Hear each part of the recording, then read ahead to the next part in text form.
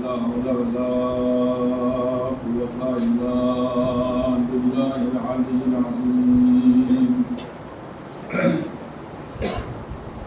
حسبنا الله ونعم الوكيل، نعم المولى ونعم النصير. بسم الله الرحمن الرحيم. الحمد لله الذي لا يضر من حقه القائل ولا يحصي نعمه العبد ولا يعطي حقه المشركون.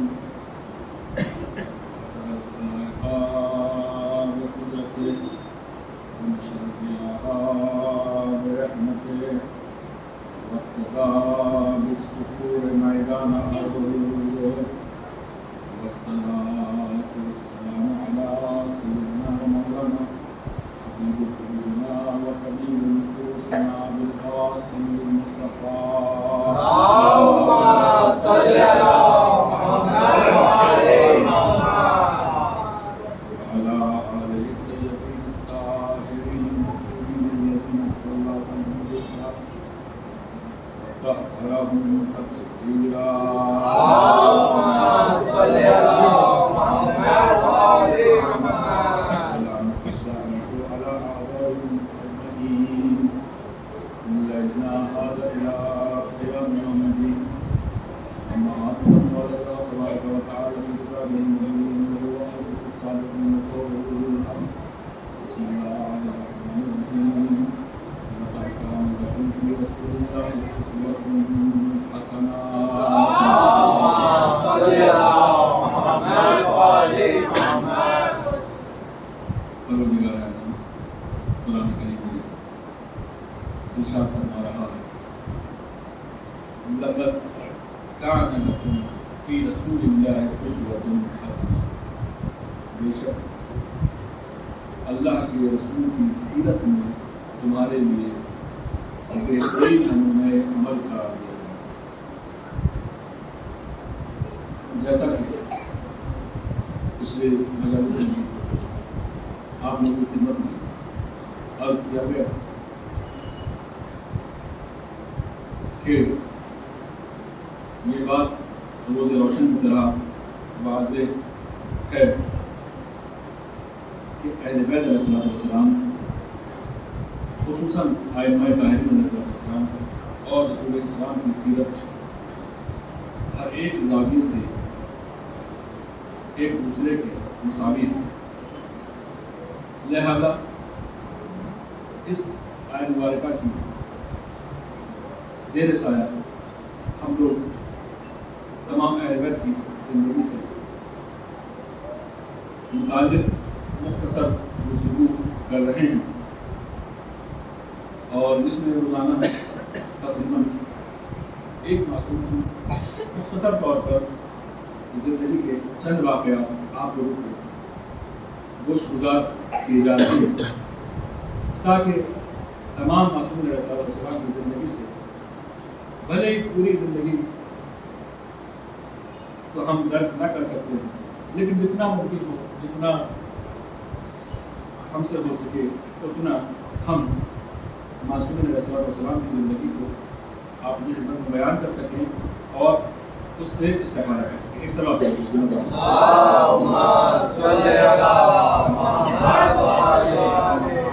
آج جس معصوم کی زندگی کے بارے میں ہمیں گفتگو کرنی ہے وہ چھٹے امام جعفر صادق علیہ السلام.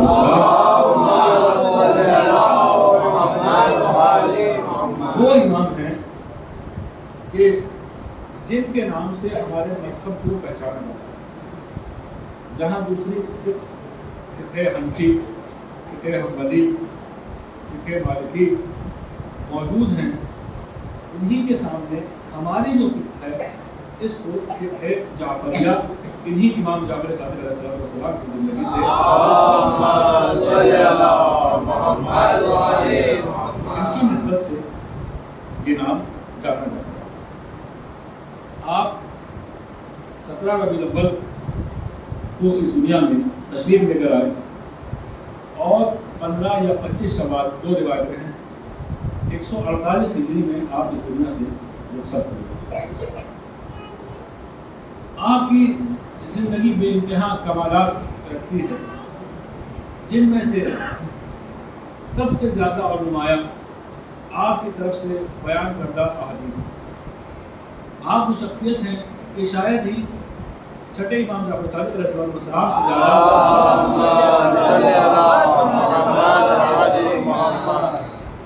کسی سے اہل کشی کے ائمہ میں زیادہ احادیث بیان کی گئی۔ وہ کتابیں حقیقت میں خالی رہ گئی، علم سے بے گہرا رہ گئی، جن میں ان امام سے احادیث موجود نہ ہوں۔ اور بے شک آپ کی زندگی ہمیں یہ سکھلاتی ہے کہ اگر پروردگار کا کوئی بندہ ہو اور اس کی پہچان کسی چیز سے ہونی چاہیے، اور ان چیزوں میں سے ایک خاص چیز علم ہے۔ آپ کی صداقت اتنی زیادہ تھی کہ رسول اسلام کا لقب صادق ہونے کے باوجود آپ کا لقب بھی صادق رہا۔ دیکھیے، میں اکثر ان باتوں کو عرض کیا کرتا ہوں کہ جہاں حسن یعنی خوبصورت، حسین چھوٹے خوبصورت، کم خوبصورت نہیں، چھوٹے خوبصورت جیسی شخصیات موجود ہوں، اس خاندان میں کسی کو قمر بنی ہاشم یعنی بنی ہاشم کا چاند کہہ دینا کوئی آسان بات نہیں ہے۔ اسی طریقے سے جہاں سب کے سب سچے موجود ہوں، کسی ایک کا لقب صادق ہو جانا آسان بات نہیں ہے۔ صلوات پڑھیں محمد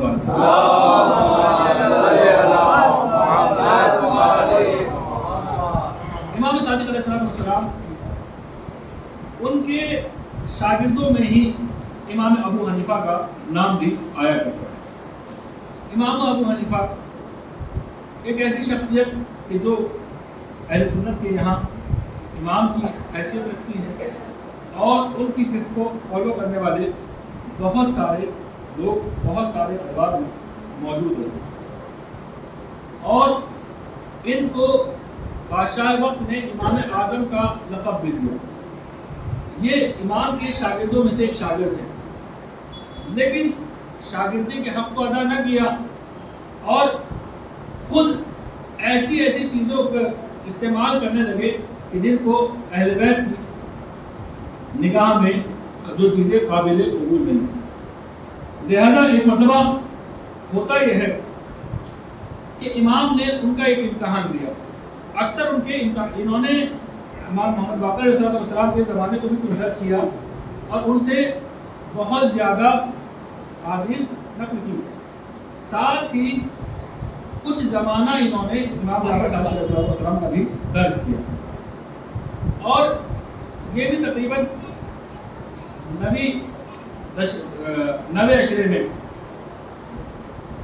ہجرت کے پیدا ہوئے تھے، اور امام ابن تیمیہ نے انہیں امام کا چھٹے امام کا شاگرد ماننے سے انکار کیا۔ کیوں؟ ان کی دلیل یہ ہے کہ وہ دونوں ہم عصر تھے، وہ بھی تقریباً 80-85 ہجری کے آس پاس پیدا ہوئے، اور یہ بھی 80-85 ہجری کے آس پاس پیدا ہوئے۔ امام صادق علیہ السلام 148 ہجری میں اس دنیا سے رخصت ہوئے، اور وہ تقریباً 150 ہجری میں دنیا سے چلے گئے۔ تو ان کا کہنا ہے کہ چونکہ دونوں ہم عصر تھے، لہٰذا ایک دوسرے کے شاگرد کیسے ہو سکتے ہیں؟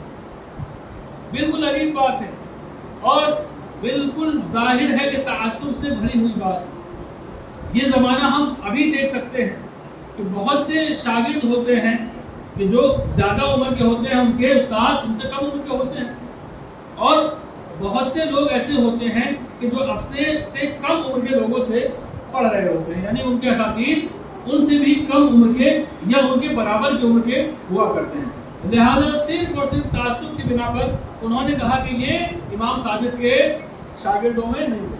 اب خیر امتحان امام دیا کرتے تھے ان کا۔ ایک مرتبہ امام نے بلایا۔ اب دیکھیے امام کا علم کیسا ہوتا ہے۔ پہلے ایک اور واقعہ آپ کو بیان کر دوں، تھوڑا سا آپ کو احساس ہو جائے امام کے علم کا، کہ ایک قدریہ. قدریہ کون ہوتے ہیں؟ قدریہ وہ لوگ ہوتے ہیں کہ جو اس بات کا عقیدہ رکھتے ہیں کہ پروردگار عالم ہمارے کسی بھی کام میں دخل نہیں دیتا. پروردگار عالم ہمارے کسی بھی کام میں دخل نہیں دیتا. بادشاہ وقت کے پاس آیا, اس نے اس کے تمام علماء سے مناظرہ کیا. اب سب سے مناظرہ کر لیا, کیا کرے؟ بادشاہ پریشان ہے کہ سب کے سب جو اس کے سامنے آتا ہے ہار جاتا ہے, جو کوئی بھی اس کے سامنے آتا ہے ہار جاتا ہے. اب امام کو بلایا گیا. امام محمد باقر علیہ السلام حیات ہیں. 5 امام کو بلایا جاتا ہے تو امام کہتے ہیں کہ ٹھیک ہے میں اپنے بیٹے کو بھیج دیتا ہوں. وہ چھٹے امام جعفر صادق علیہ السلام کو بھیج دیتے ہیں. ابھی امامت کا دور شروع نہیں ہوا, اس وقت میں بھی آپ اپنے بیٹے چھٹے امام کو بھیج دیتے ہیں اس سے مناظرے کے لیے. اب جو امام کو چھٹے امام کو بادشاہ دیکھتا دیکھتا کہتا ہے آپ ابھی بہت کم سن ہیں, وہ بہت بڑا تجربہ کار آدمی ہے, ایسا نہ ہو کہ کہیں آپ بھی اس سے ہار جائے اور ہمیں پھر سے منہ کھانی پڑے.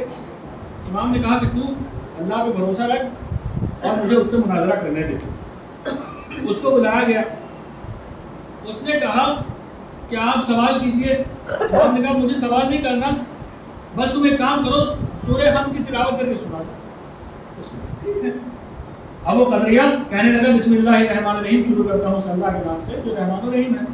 الحمدللہ رب العالمین, تمام تعریفیں اس خدا کو, تمام تعریفیں اس خدا کے لیے ہیں جو عالمین کا پالنے والا ہے, اور رحمان الرحیم جو رحمان بھی ہے رحیم بھی ہے.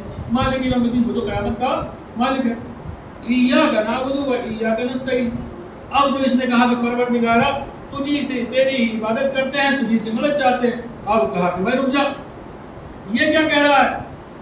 کچھ نہیں کہہ رہا, میں کہہ رہا ہوں کہ ایاک نعبد, پروردگارا تیری ہی عبادت کرتے, ٹھیک قبول. ایاک نستعین, تجھی سے مدد چاہتے. بھائی جب تم یہ کہتے ہو کہ وہ اللہ پروردگار عالم لوگوں کے اعمال میں شرکت ہی نہیں کرتا, ان میں کوئی داخل ہی نہیں ہوتا, لوگوں کے کام میں دخل ہی نہیں دیتا, تو پھر تم یہ کس طریقے سے کہہ رہے ہو کہ ایاک نستعین, پروردگار تو میری مدد فرما؟ کیونکہ مدد تبھی فرما سکتا ہے جب وہ کاموں میں دخل دے. ایک سلوات پڑھ کر محمد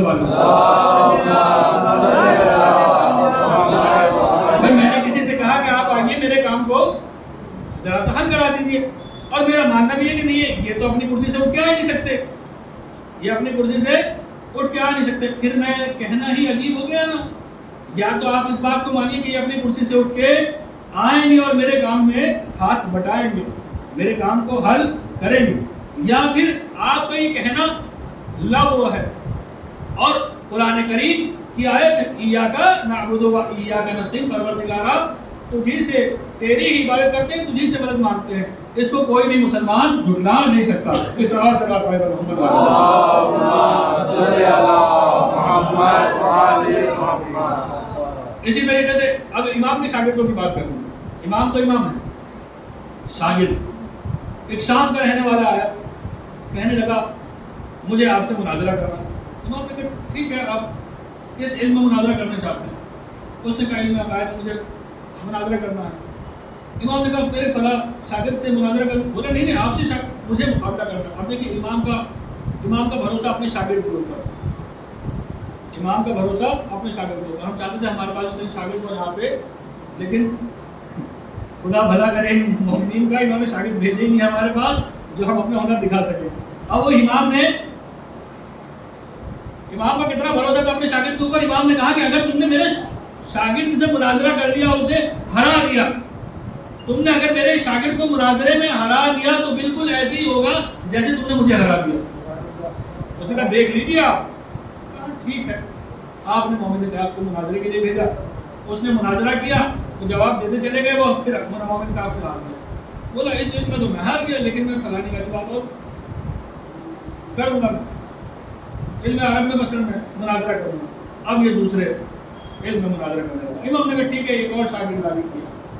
یہ شاگردوں سے ہارتا چلا جاتا ہے, اور آخر میں کہتا ہے کہ بے شک آپ ہی ہیں کہ جو تمام علم کے مظہر ہیں. ایک اور سوال پڑھیں.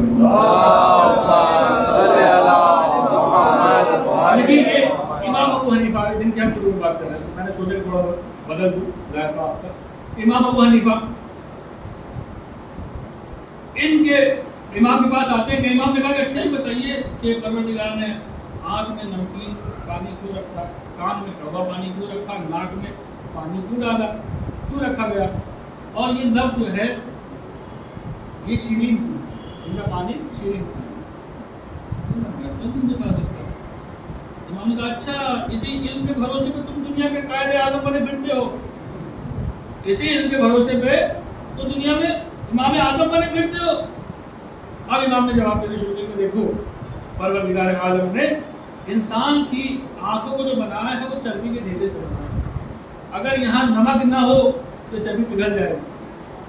پھر امام نے کہا کہ دیکھو کان کے اندر جو کڑوا پانی رکھا ہے یہ اس لیے رکھا ہے تم سو جاتے ہو، کبھی زمین کے اوپر بھی سوتے ہو کبھی بستر پہ سوتے ہو، اور جب تم زمین کے اوپر سویا کرتے ہو تو وہاں پر بہت زیادہ کیڑے مکوڑے بھی ہوا کرتے ہیں، اور کہیں وہ کیڑے مکوڑے تمہارے کان میں نہ گھس جائیں اس لیے کڑوا پانی وہاں رکھ دیا، وہ کیڑے مکوڑے تمہارے کان میں نہ گھس جائیں اس لیے امام نے کڑوا پانی وہاں رکھ دیا۔ کہا اچھا، ناک میں پانی کس لیے رکھا کہ تاکہ تمہاری ناک سے ہوا آسانی کے ساتھ جاتی رہے اور آسانی کے ساتھ آتی رہے، چونکہ اگر اس جگہ کو خشک رکھ دیا تو یہاں سے ہوا کا آنا جانا مشکل ہو جائے گا۔ اس کے بعد امام نے فرمایا کہ اب دیکھو ان لبوں کو جو شیرین رکھا کس لیے، تاکہ تمہیں چیزوں کا ذائقہ معلوم ہو سکے، تمہیں پتہ چل سکے میٹھا کیا ہے اور نمکین کیا ہے، کھٹا کیا ہے اور کڑوا کیا ہے۔ تو جب تم ان تمام چیزوں کے لیے پروردگار عالم نے ان چیزوں کو رکھا۔ پھر امام نے کہا اچھا چلو پھر بھی اور تھوڑا سا شاید تمہیں معلوم ہو۔ امام بولے اچھا ایک بات بتاؤ، ایک کلمہ ہے جو آدھا کفر ہے اور آدھا ایمان، اب بتائیے۔ نہیں پتا، بولا مجھے تو نہیں پتا۔ اچھا پھر ہم کہیں گے، کہتے ہو کہ ہمارے بیسکس مضبوط ہیں، کہتے ہو کہ ہمارے جو ہے علم میں ہم سے آگے کوئی نہیں ہے، امام ہے ہم لوگوں کے، اپنے آپ کو آپ امام کہہ رہے ہیں، پھر آپ کو چیزیں کیوں نہیں معلوم؟ کہنے لگا مولا آپ کے سامنے تو کچھ نہیں معلوم۔ امام نے کہا دیکھو زیادہ بڑی چیز نہیں ہے، وہی کلمہ جو روزانہ رات کو پڑھا کرتے ہو، لا الہ الا اللہ محمد رسول اللہ۔ جب تم نے کہا لا الہ تو یعنی کوئی خدا نہیں ہے، کلمہ شرک ہو گیا، اور جب کہا الا اللہ یعنی سوائے اللہ کے کوئی خدا نہیں۔ ایک اور سوال کرے اللہم صلی علی محمد وعلی محمد۔ اچھا امام نے پوچھا کہ بتاؤ عقل مند کون ہے؟ پھر تھوڑی سی تفصیل ہوئی، وہ کہنے لگے اب یہاں پہ ذرا سا ایک نقطہ ہمارے لیے بھی ہے، دوسروں کو یہ نہیں کہ دوسروں کو ہم ٹارگیٹ کرتے ہیں، تھوڑا کچھ اپنے لیے بھی ہونا چاہیے نا۔ اب امام نے کہا کہ عقل مند کون ہے؟ انہوں نے اپنے حساب سے کچھ جواب دیے، بولے اچھے برے کو سمجھے، برے سمجھے دوست کون ہے، دشمن کون ہے، جانور بھی سمجھتا ہے، کتے کو روٹی ڈالو سمجھتا دوست ہے، ٹھیک ہے اسے مارو سمجھتا دشمن ہے، ایک گائے کو روزانہ روٹی ڈالو وہ سمجھتی ہے دوست ہے، پیار کرتا ہے۔ ایسے ہی سارے جانور، پھر انسانوں اور جانوروں کا فرق کیا ہو گیا، پھر اچھے برے کا ملاپ کیا ہے؟ تو اس نے کہا کہ یہ تو میں نہیں بتا سکتا، یہ تو آپ کے کام ہے، آج تو بہت برے پھنسے، آج تو بہت برے پھنسے۔ بولے ٹھیک ہے، امام نے بتایا کہ دیکھو اچھا وہ ہے کہ جو دو اچھائی کے درمیان میں امتیاز کر سکے کس کو پہلے انجام دینا ہے۔ اگر دو اچھائی ایسی آ جائیں کہ یا تو اس کو کر لے یا اس کو کر لے، یا تو اس کو کر لے یا اس کو کر لے، یا دو برائیاں ہوں کہ دونوں میں سے ایک کو انجام دینا مجبوری ہو جائے گی، اب اس کو یہ سمجھ سکے کس کو چھوڑنا ہے کس کو پکڑنا ہے۔ اب جیسے ہمارے بعض مومنین میں سے، میں اپنی آنکھوں کا دیکھا واقعہ بتا رہا ہوں، ایک جگہ ہم پہنچے، میرے ساتھ ایک ایسا صاحب تھے، آپ کو عادت تھی روزانہ نماز ظہر کے بعد 50 تسبیح مثلا بہت سارے تسبیح پڑھنے کی، اللہ ہم سے قبول کرے، اور عصر کے بعد بھی وہ کچھ پڑھا کرتے تھے۔ اب وہ ظہر عصر کے بیچ میں جو پڑھا کرتے تھے وہ تسبیح بڑی تو پرانی تھی، اللہ قبول کرے ان سے، ہم سے بھی انشاءاللہ۔ تو بندے خدا جو ہے اسے کہتے ہیں عقل۔ امام کی مثال یہاں پہ آخری وقت ہم نماز کے پہنچے ایک ایسی جگہ پہ کہ بالکل آخری وقت سورج ڈوبنے والا ہے، اب ہمیں کیا کرنا ہے؟ ظہر کی 2 رکعت پڑھنی ہے اور عصر کی 2 رکعت پڑھنی ہے، قصر تھی مثلا دونوں، آخری وقت ہے، آپ اپنے گھر میں ہیں، آپ کو 4 رکعت ظہر کی پڑھنی ہے اور 4 رکعت عصر کی پڑھنی ہے۔ اگر اتنا آخری وقت آپ کے پاس موجود ہو تو آپ کے اوپر واجب ہے کہ بس وہی پڑھیں، باقی چیزیں چھوڑ دیں۔ اب مومن وہی ہوتا ہے جو اس کو سمجھ لیتا ہے، انہوں نے کیا کیا؟ کرنے لگے کہ نہیں بھائی پہلے ظہر کی پڑھ لی اور عصر کا جو ان کے اوپر واجب کا وقت تھا بندے خدا نے سارا وقت تسبیح میں نکال دیا. آپ مستحب کریں گے واجب کو چھوڑ کے. آپ رات کو آدھی رات تک، دیکھیے ویسے آپ کو کوئی کرنے والا نہیں ہے، میں مثال دے رہا ہوں بس ایسی. آپ رات کو 3 بجے تک قرآن پڑھیں گے صبح کی نماز کو چھوڑ کے، تو کیا آپ سے قابل قبول ہوگی؟ نہیں ہوگی نا. پروردگار عالم یہی چاہتا ہے انسان سے کہ وہ سمجھدار ہو. وہ اس کا معصوم امام ارشاد فرما رہا ہے کہ مومن وہ ہے کہ جو 2 نیکیوں میں سے افضل کو سمجھ لے، پہلے کون سی مجھے کرنی، بعد میں کون سی کرنی. 2 برائیاں ہیں کہ یا تو اس کو اختیار کرے یا اس کو اختیار کرے. دونوں کے علاوہ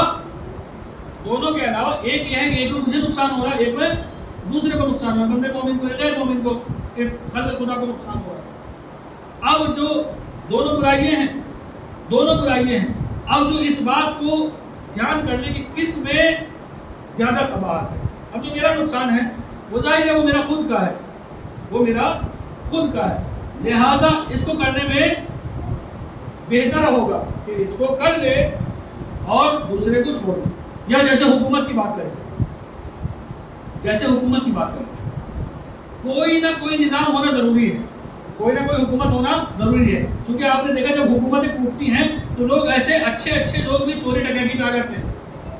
بہت سارے آپ بڑے ہیں مجھ سے بزرگان جتنے بیٹھے ہیں، آپ نے دیکھا ہوگا، تجربہ کیا ہوگا کہ جب دیکھتے ہیں دوسرے ملکوں میں فلاں ملک کے اوپر فلاں ملک نے حملہ کیا، اس ملک پہ اس نے حملہ کیا اور ان کی حکومت ختم ہو گئی، اب پولیس نہیں ہے، کوئی پاور نہیں ہے وہاں پہ.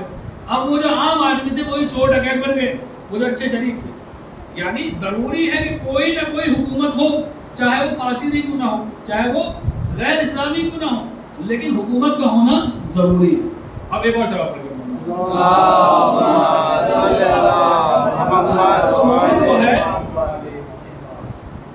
مومن وہ ہے کہ جو 2 اچھائیوں کے درمیان میں یہ دھیان کر دے کہ کون سی چیز ضروری ہے، کون سی غیر ضروری ہے.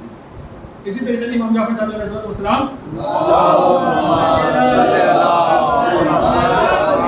امام کی سیرت میں ایک واقعہ پایا جاتا ہے، وہاں پہ مومن والی مثال بھی آ جائے گی، حدیث بھی آ جائے گی اور امام کی محبت، امام کی مہربانی بھی آ جائے گی.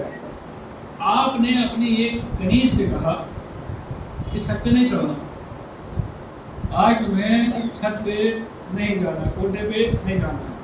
امام کی کنیز ہے. کنیز کون ہوتی ہے؟ وہ جو خرید کے رکھ لی جاتی ہے. الحمدللہ وہ دور نہیں رہا، اللہ کا لاکھ احسان، ورنہ اس دور میں تو لوگ ایسے پکڑ کے لے آیا کرتے تھے اور چوری کر کے، جیسے آج کل آرگن وغیرہ نکالنے کے لیے چوری کرتے ہیں بچے آدمی، ایسے ہی وہ پورا آدمی چرا لیا کرتے تھے اور اسے لے جا کے جناب علی دوسرے ملک میں بھیج دیا کرتے تھے اور اس کے اوپر مہر لگا دی گئی غلام.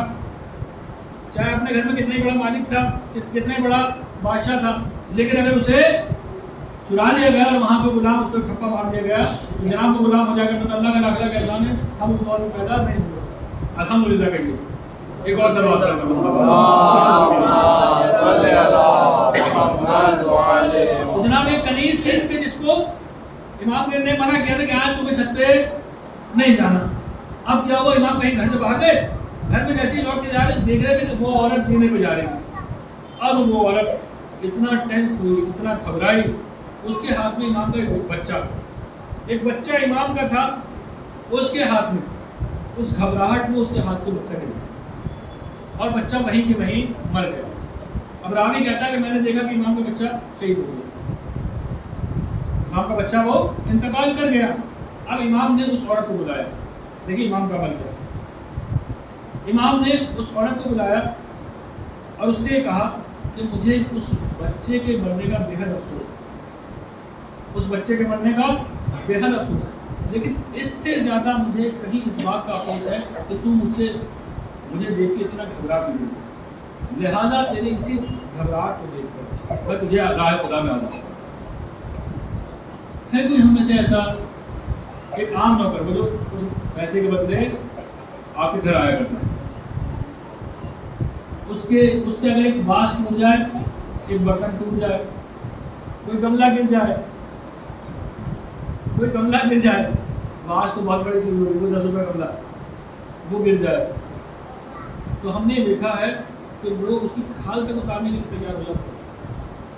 اور زبانی طور پہ تو نہ جانے، غیر کی بات نہیں کرتا، خدا شاہد ہے کہ میرے ذہن میں تصور ہے ایک شخص کا، میں نے دیکھا ان کے یہاں پہ ایک مجلس ہو رہی تھی، باہر سب لوگ بیٹھے تھے، ہم بھی وہی بیٹھے تھے، انہوں نے دیکھا کہ ایک بچہ آیا، پتہ نہیں وہ کیاری مونگی کیا کرنے لگا، گھر توڑ رہا تھا، کوئی پھل وغیرہ توڑ رہا تھا، انہوں نے پکڑا، اس کے اوپر چپل نکال کے اتنا مارا، اتنا مارا، اتنا مارا۔ اگر ہم ایسے ہیں، ہم کو چھوڑ دیجیے بیچاروں کو، اللہ انہیں معاف کرے، ہم اپنی بات کریں، اگر ہم ایسے ہیں تو چھوٹی سی چیز کے ٹوٹنے کے اوپر ہم کسی انسان سے اگر اتنے بے رحم ہو جائے انسان کے، تو خدا شاہد ہے کہ امام تو چھٹے امام تو ہمیں نہیں کہیں گے کہ یہ تو ہمارا والا نہیں ہے، کیونکہ ہم تو بچہ مر جائے تو اس کے بعد ہم چھوڑ دیتے کہ بھائی تو بھگا گئی تھی اس لیے چھوڑو، بچہ مر گیا تو معاف کیا، اتنی بڑی غلطی کو امام معاف کر دینے والے ہیں، اور ہم ایک گملے کے لیے بھی، ایک پھول کے لیے بھی کسی کو معاف کرنے والے نہیں۔ پروردگار ہمیں توفیق دے اس کے لیے بہت سوال کرے۔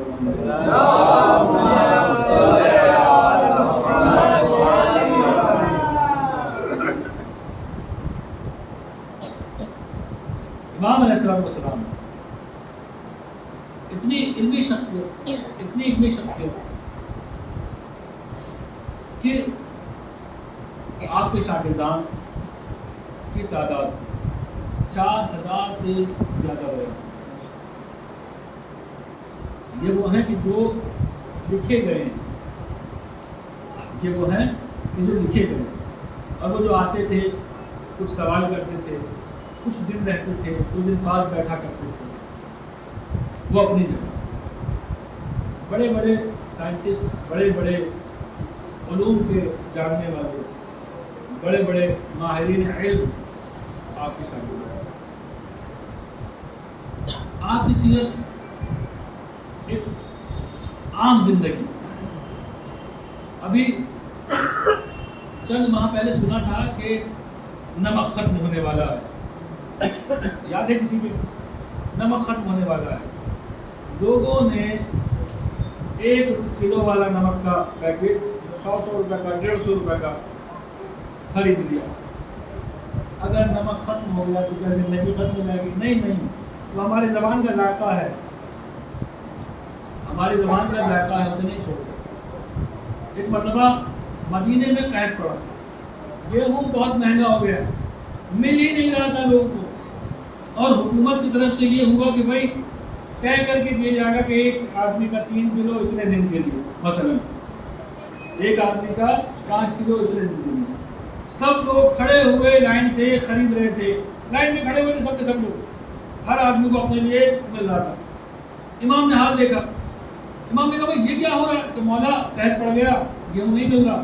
پھر لوگوں کو بادشاہ کی طرف سے ایسے کر کے بیچا جا رہا، بانٹا نہیں جا رہا، بیچا جا رہا تاکہ کوئی زیادہ نہ خرید سکے۔ بولے بھی ہمارے گھر سے تو کوئی ایسی ٹینشن دکھائی نہیں دیتی، ہمیں تو اپنی کوئی ایسی پریشانی ہمارے گھر میں تو نہیں دکھائی دیتی، ہم نے تو پہلے اندازہ تھا، اس لیے ہم پہلے ہی درجنوں بھر کے کٹے خرید لیے تھے، جیسے اس دن نمک کے کئی کٹے لوگوں نے خرید لیے تھے۔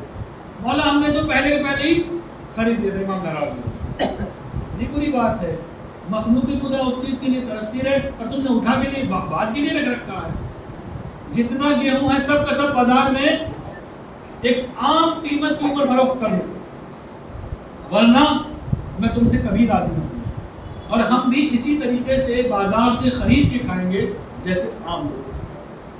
خدا شاہد ہے، لاک ڈاؤن میں میری آپ کی حالت کیا تھی، کسی اور کو کہنے کی ضرورت نہیں ہے۔ ہم سب نے اتنا آٹا بھروا لیا تھا کہ بعد میں آٹا خراب ہو کے گیا، جبکہ لوگوں کے پاس کھانے کو بھی نہیں تھا، اور ہم لوگ اگلے کئی مہینے کا انتظام کیے بیٹھے تھے۔ خدا شاہد ہے کہ کس طریقے سے ہم ان کے درجے میں ہوں گے، اللہ اکبر، کس طریقے سے ہمیں وہاں کھڑے ہونے دیا جائے گا جہاں وہ کھڑے ہوں گے، کس طریقے سے ہمیں ان کا ساتھی بھی کوئی مان لے، کس طریقے سے کوئی ہم کو یہ بھی احساس کر لے کہ ہاں ان کا بھی کوئی سے رشتہ ہے، کس طریقے سے یہ پاسبل ہو کہ وہ کہہ دیں کہ ہم انہیں جانتے ہیں، کس طریقے سے یہ پاسبل ہو کہ لوگ ہمیں ان کا، یہ تو بہت دور کی بات ہے، ماننے والا، ان کی زندگی کو جاننے والا، ان کے ناموں کو جاننے والا شمار کرے۔ اللہ ہی گواہ، وہی ذمہ دار ہے۔ چونکہ اگر کہیں عدل کی بات آئی تو پھر کہہ دیا جائے گا آدھا فراق میں نہیں رکائے گا، ہمارے اور تمہارے درمیان بس چھٹا چھٹا، جیسے جناب خضر نے جناب موسیٰ کو کئی مرتبہ کہا تھا، وہ واقعہ انشاءاللہ کسی اور موقع پہ۔ تو جناب علی یہ امام کی سیرت۔ اسی طریقے سے اب کاروبار، امام کاروبار دیکھ لیجیے، ہمارا طریقہ یہ ہے کہ اگر غیر سے 100 لیں گے تو اپنے سے 200 لیں گے، غیر سے کم لیں گے اور اپنے سے زیادہ لیں گے، اور غیر کو بھی نہیں بخشتے۔ ویسے تو یہ بات کہنا غلط ہی ہوگا شاید، غیر کو بھی نہیں بخشتے، کوئی بھی ہو، مجبوری میں ہو تو ہم زیادہ اسے جو ہے کھلاتے ہیں، کسی کی پریشانی ہو تو ہم زیادہ اس کو اور پریشان کرتے ہیں۔ اللہ شاہد ہے کہ جو کوئی بھی کبھی بھی اس طریقے سے کبھی عمل کرتا ہے تو جو آنے والا پیسہ اس کا ہوتا ہے، کبھی خوشی میں اس کے خرچ نہیں ہوتا۔ دیکھ لیجئے، آپ کو اگر برکت کسے کہتے ہیں؟ برکت یہ نہیں ہے کہ آپ 100 روپے کماتے تھے آپ 1000 روپے کمانے لگے، برکت یہ نہیں، برکت یہ ہے کہ جناب علی آپ 100 کماتے تھے، 100 ہی مل رہے ہیں لیکن ان 100 میں گزارا ہو رہا ہے، وہ 100 آپ کے کھانے کے اوپر خرچ ہو رہے ہیں، ڈاکٹر کے یہاں خرچ نہیں ہو رہے، اسے کہتے ہیں برکت۔ تو امام کی سیرت دیکھیے گا، ایک مرتبہ آپ نے ایک صحابی کو، آپ نے ایک غلام کو کچھ سامان خریدوایا اور اسے کہا کہ جاؤ مصر چلے جاؤ، یا ایک ملک بھیج دیا، شام چلے جاؤ، وہاں جا کر اسے بیچا۔ وہ جلدی جلدی گیا اور جلدی جلدی لوٹ آیا اور بہت سارے پیسے لا کے، مختصر کر رہا ہوں بات کو، بہت سارے پیسے لا کے امام کو دے دیے۔ امام نے کہا بھائی یہ کیا اتنا سارا ہو گیا؟ میں جب پہنچا اس بازار میں ہمارے بھائی کے جیسا ایک دانہ نہیں تھا۔ مثلا جو کپڑا ہمارا تھا، مثال لے لیں، جو کپڑا ہمارا تھا وہاں اس کا ایک تھان نہیں تھا۔ اب اس ریشمی بہترین کپڑے کے اوپر جو لوگوں کی ضرورت پڑی، لوگوں کی نگاہ پر، ہر ایک ٹوٹ کے پڑا کہ مجھے خریدنا، ہر ایک ٹوٹ کے پڑا، یا مثلا کھانے کی مثال میں کہ ہر ایک ٹوٹ کے پڑا مجھے ضرورت ہے، مجھے ضرورت ہے، مجھے ضرورت ہے، اس لیے میں نے اس کو دگنے چوگنے داموں میں اس مال کو بیچ دیا۔ ہم دیکھیں ہم میں سے کوئی اور ہوتا، عام آدمی ہوتا تو کہتا بہت اچھا کام کیا بھائی، یہی ہم چاہتے تھے، ایسے ہی کاروبار ہوتا ہے، تم بہت ترقی کرو گے، یہ تو بہت ہوتا ہے، تم بہت ترقی کرو گے، حلال سے کرے یا حرام سے کرے ترقی کرو گے، آنکھیں بند کر کے کرے یا آنکھیں کھول کے کرے ترقی کرو گے۔ اللہ تعالیٰ، امام نے کہا کہ اس میں جتنا مال میرا تھا وہ مجھے واپس لوٹا دو، باقی سب کو فقیروں پہ بانٹ دو، باقی سب کو۔ کتنی بری بات ہے، جس چیز کی لوگوں کو ضرورت تھی تم دگنے چوگنے داموں کو بیچ دیا۔ پروردگار عالم اس شخص کو بالکل خوب پسند نہیں کرتا کہ جو ایسا کام کرے۔ یہ ہے، کاش ہم ان کی سیرت سے اپنی ذمہ داری کو سمجھتے ہیں۔ اب ہر بات میں ذمہ داری بیان کرنے کی ضرورت نہیں ہے، کاش ہم ان کی سیرت سے اپنی ذمہ داری، زیادہ کچھ کرنے کی ضرورت نہیں، بس سیدھے سیدھے چلتے چلے جائیے، انشاءاللہ پروردگار تک پہنچ جائیں گے۔ اہدنا الصراط المستقیم، پروردگارا سیدھے راستے کی ہدایت کرنا، صراط الذین انعمت علیہم، ان کا راستہ جن کے اوپر نعمتیں نازل کی، غیر المغضوب علیہم ولا الضالین، وہ نہیں کہ جن کے اوپر تو نے لعنتیں کی، جن کے اوپر تو نے عذاب نازل کیا، وہ نہیں کہ جو راستے سے گمراہ ہو گئے۔ بہترین مثال انعمت علیہم کی. اہل بیت نعمتیں جس میں ملا کرتی ہیں تاریخ ہمیشہ یاد رکھتی ہے. جس کو نعمتیں ملتی ہیں تاریخ اسے ہمیشہ یاد رکھتی ہے. اور جن کے اوپر عذاب نازل ہوتا ہے بس مغضوب کہے جاتے ہیں ولا ظالم کہے جاتے ہیں. اہل بیت یہ وہ کہ جن کی زندگی سے صراط مستقیم کو ہم حاصل کر سکتے ہیں. یہ وہ کہ جو ڈھارس ہیں ہمارے لیے. یہ وہ کہ ان کے علم کے پٹکے کے نیچے آ کر بھی ایک ڈھارس کا احساس ہوتا ہے. عباس بندہ عباس وہ شخصیت ہے کہ جو صرف ہمارے لیے ڈھارس نہیں ہے. اہل بیت جن کو ہم ہمیشہ مدد کے لیے پکارتے ہیں عباس ان کے لیے بھی ڈھارس ہے. کس طریقے سے؟ جب شب عاشور آئی جناب زینب سلام اللہ علیہا مولا عباس کے پاس تشریف لاتی اور کہتی ہیں اے بھیا عباس مجھے تم سے ایک کام ہے. مولا کہنے لگتے ہیں بیوی مجھے بلوالیہ ہوتا آپ کیوں ضرورت کی؟ ہاں باب اللہ. جناب زینب کہتی ہیں بھائی کے پاس آئی ہے نا. بھائی وہ بھائی ہے کہ جس کو گود میں لے کر پالا.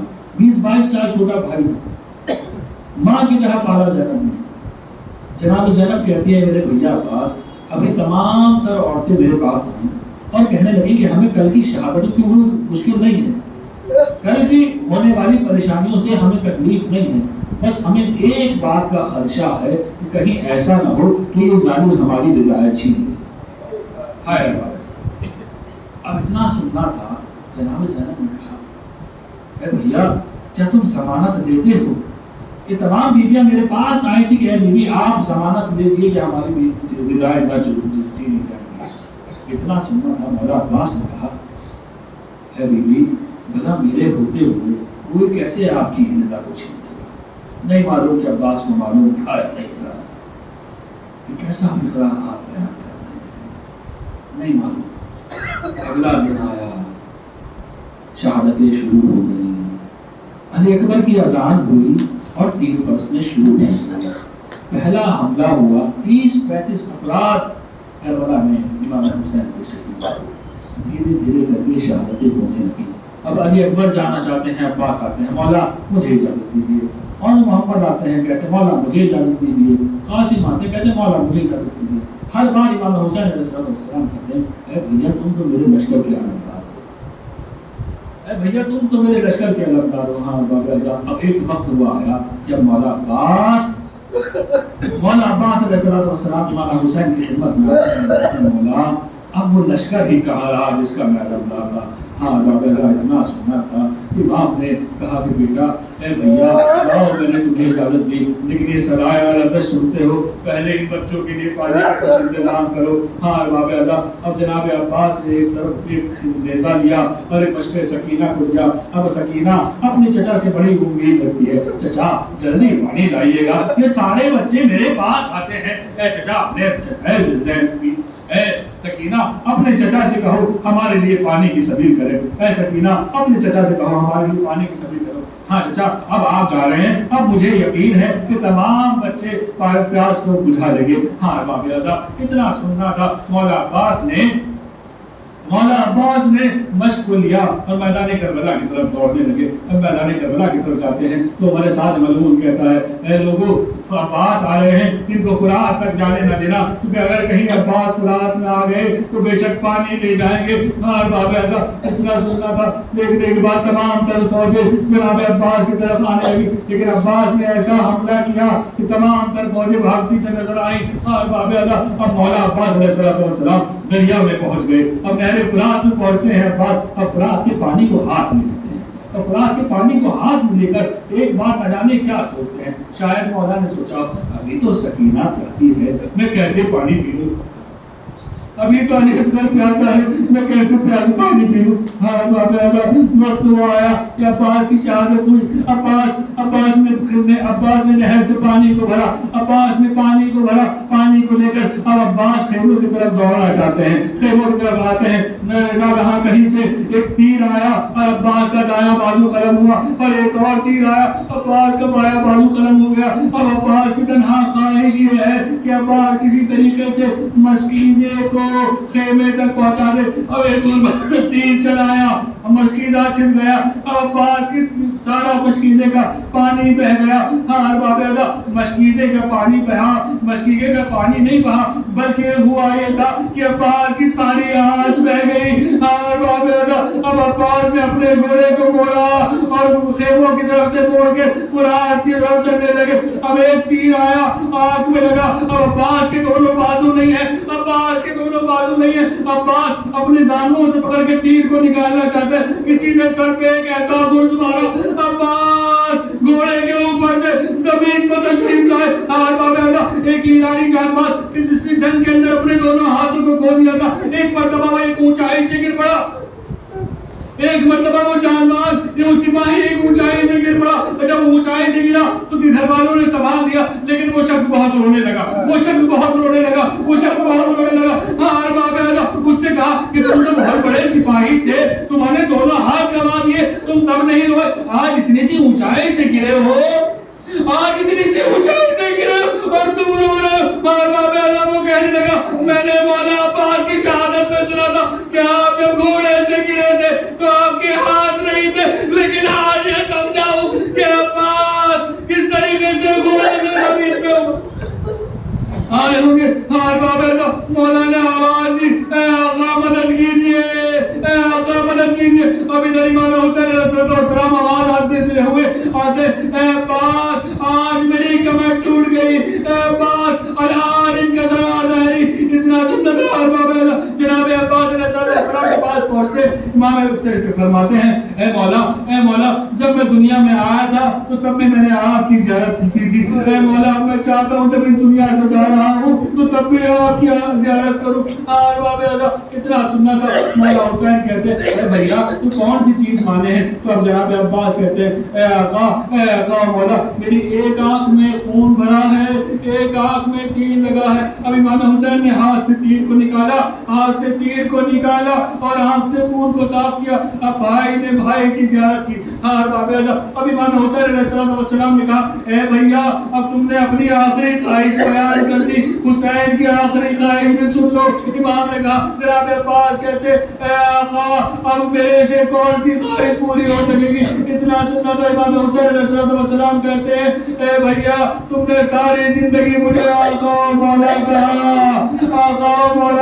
لیکن کبھی بھائی نہ کہا۔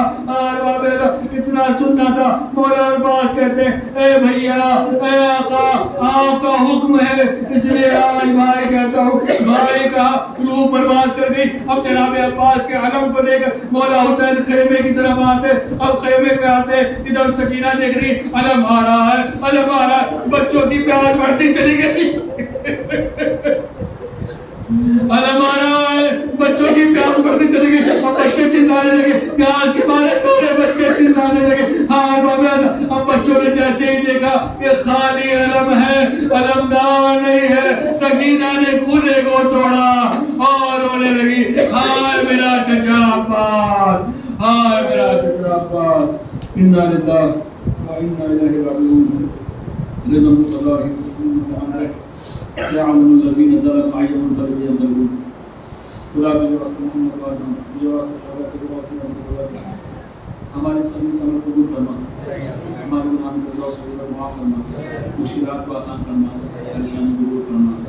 صدقے جناب عباس ابو الفضل عباس علیہ السلام، میرے معبود تجھے واسطہ جناب عباس کے کٹے ہوئے میرے معبود تجھے واسطہ اس عباس کا بھی جس کو تم نے روز محشر وعدہ کیا ہے کہ جنت میں ان کو جو پر عطا فرمائے گا، میرے معبود تجھے ان کے کٹے ہوئے بازو کا واسطہ، میرے معبود تجھے واسطہ ان بازوؤں کا کہ روز محشر جب جناب فاطمہ زہرا سے پوچھا جائے گا اے فاطمہ اپنی امت کی شفاعت کے لیے کیا لائی ہو، تو جناب فاطمہ زہرا دو چیزوں کو پیش کرے گی، ایک علی اصغر کا کرتا ہوگا، ایک عباس کے بازو ہوں گے۔ میرے معبود تجھے واسطہ انہی بازوؤں کا ہمارے اس قریب سے عمل قبول فرما۔